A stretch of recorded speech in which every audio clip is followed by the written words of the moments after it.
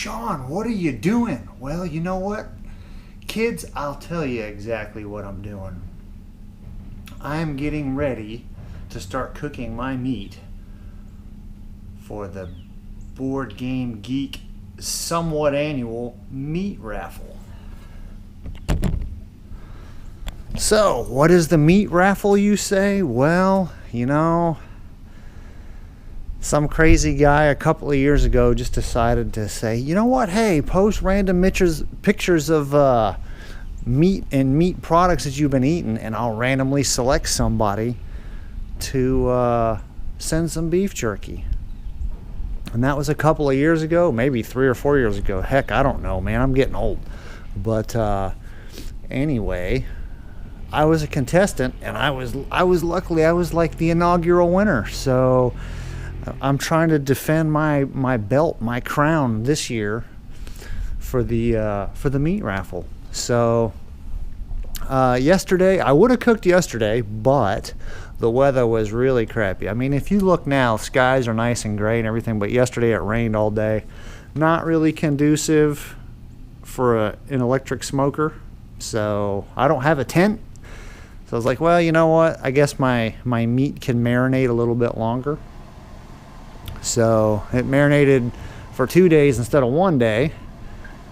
And the weather is supposed to be even worse. It's supposed to get bad again tomorrow and the next day. So today is as good a day as any. It's, you know, it's the mid to upper 30s.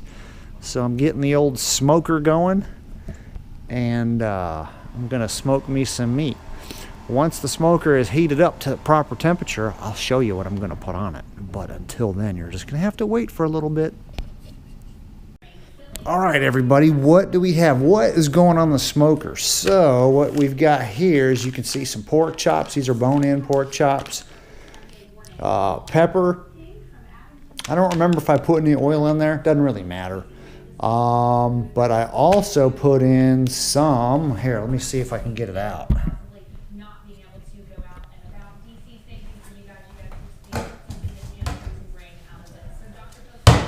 I should have been ready.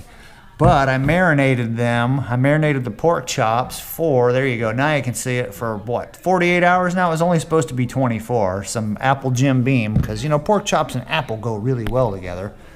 So they've been marinating for 24 hours in the Jim Beam. And I also, for you vegans out there, I'm not a vegan. I will eat anything, it doesn't matter. But, so here's our vegan entry too. So I also marinated vegetables. These I know are in oil. I think I put in, I think there's some pepper in there, and there's Jim Beam in that. So what do we got? If we look through the bag, there's apples, there's jalapenos, orange bell pepper, red bell pepper, mushrooms, onion. There's a couple limes in there. I'm not going to eat the limes. The limes were more for flavor, and I think that's about it. So, yep, that's going to be my, it's almost like a fajita, right? But I'm not really making fajitas. But, so I'm going to smoke the pork chops for about 2 hours. I think I'll do an hour aside. And then I'll crank I'll crank the grill up to 400 plus degrees. I'll throw the veggies in there.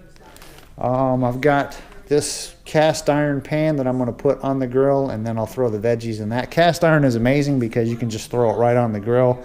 You don't have to worry about anything. So I'm going to get the grill heated up really hot. I'm going to put the vegetables in there, get them going so I can get a nice sear on some of those vegetables, and then I will reverse sear the pork chops for, I think, probably 2-3 minutes aside. So yeah, once you get the grill heated up, it doesn't take much. So let's go get these guys put on the grill. Let's go. All right. Oop, sorry if I hit anything. I'm trying to do this one-handed. All right, there's the grill. Let's see. This is going to be interesting. Oh yeah, that's going to work out right nice. This is almost going to be like a play-by-play. It's going to be amazing.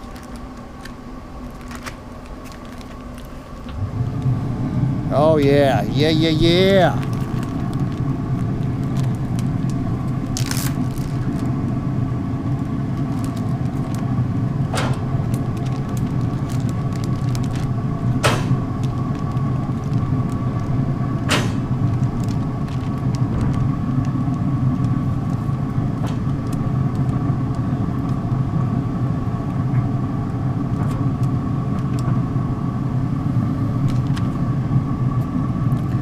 All right, let me close that back up. Most of the heat's escaped, but doesn't really matter right now because we're smoking, so smoking's gonna take a while.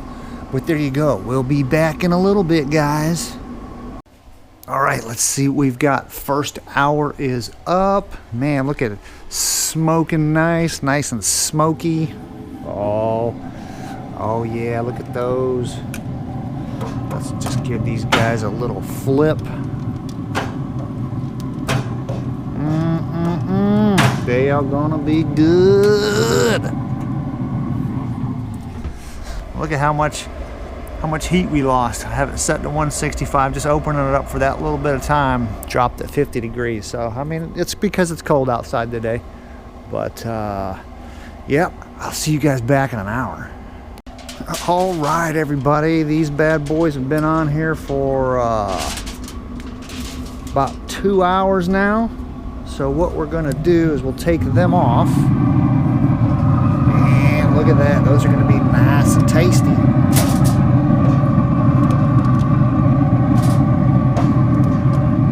Alright, look at that. Put them over there, wrap them up in foil, put them in the house. And now what we'll do is we will put this bad boy on maximum. I think it goes to 450. That's the max, so we'll set that. And now she'll get going to 450. They have some that'll go even higher. I kind of wish I'd gotten one that goes up to like 500 or 600, but you know, whatever. So yeah, it'll take about 30 minutes, probably at least 30 minutes to get that hot. And then what we'll do is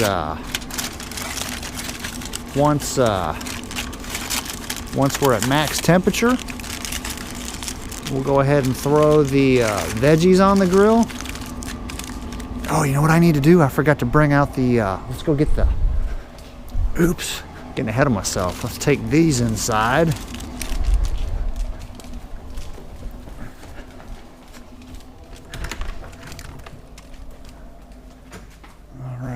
So we'll just set them there.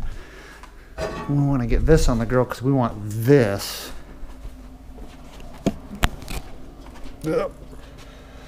Some of you might get vertigo after watching this. So we want to get this pan. We want to get this pan nice and hot too. So when we put the vegetables on it, they'll get a nice sear on them. There we go. And we will be back in a bit. All right, everybody, I just pulled the pan off of the grill.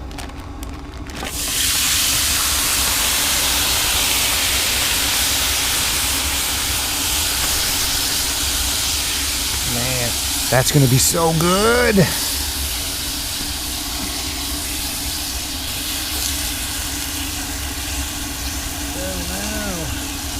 Some fell on the ground, but that's okay. Sacrifices have to be made.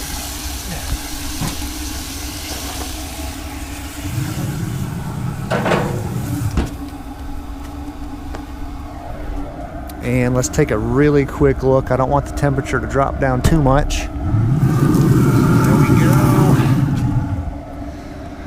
So what I'll do is I'll roast those for a couple minutes, then I'll mix them up, and then I'll pull them back out, and then I'll put the pork chops on there. Alrighty, everybody, I think they are done. Oh, listen to that sizzle. Yeah, those are gonna be some amazing pork chops. Wish you could have some.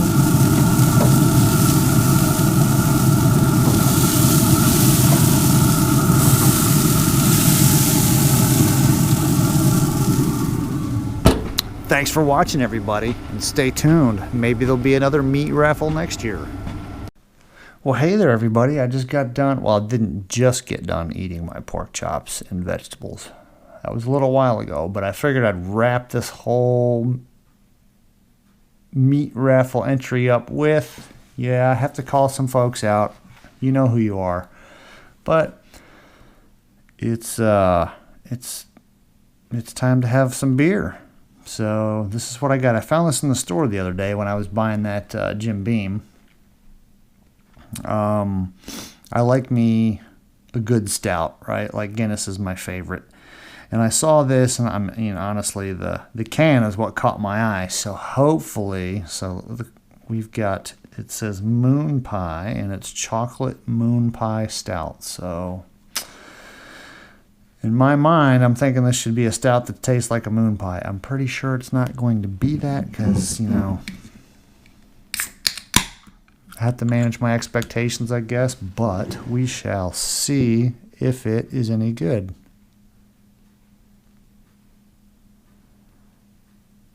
And honestly, the can is what made me buy it. No other reason. All right, so here we go.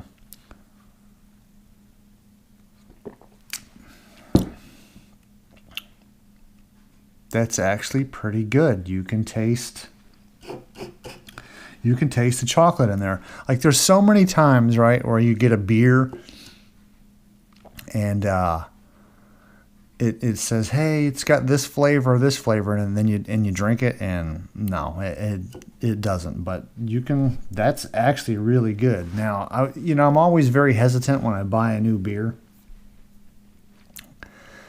Because a lot of places, I found this, it was a liquor store that I went to, and of course they had singles, so I bought a single, and $4 for one beer is pretty outrageous. But I was reluctant to buy a 6-pack because there's been so many times where I've saw, you look at this beer, you look at the can, you're like, man, I bet you that's going to be awesome, and you get it, you buy a 6-pack, and you get it home, and you drink the first one, you're like, that was pretty awful. Now you're stuck with 5 beers that you really don't want to drink. So I bought the one, I spent the $4 on one.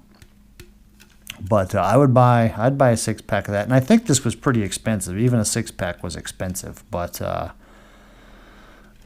it was good. Let me see if I can read this. The brew that hung the moon. This incredibly rich, smooth, and creamy beverage is brewed with fresh-baked moon pies in collaboration with Moon Pie. Wow, an all-American iconic snack made with pride by the Chattanooga Bakery, Inc. Moon Pie became famous as the workman's lunch. Now our moon pie beverage is the working man's reward. Cheers. That's good. I'd buy some more of that. So there you go, folks. This will be my meat raffle entry. And again, challenge you with what are you drinking as well. So hope everybody else's meat raffle entry is good. So I guess that's all I've got for now, folks. So peace out.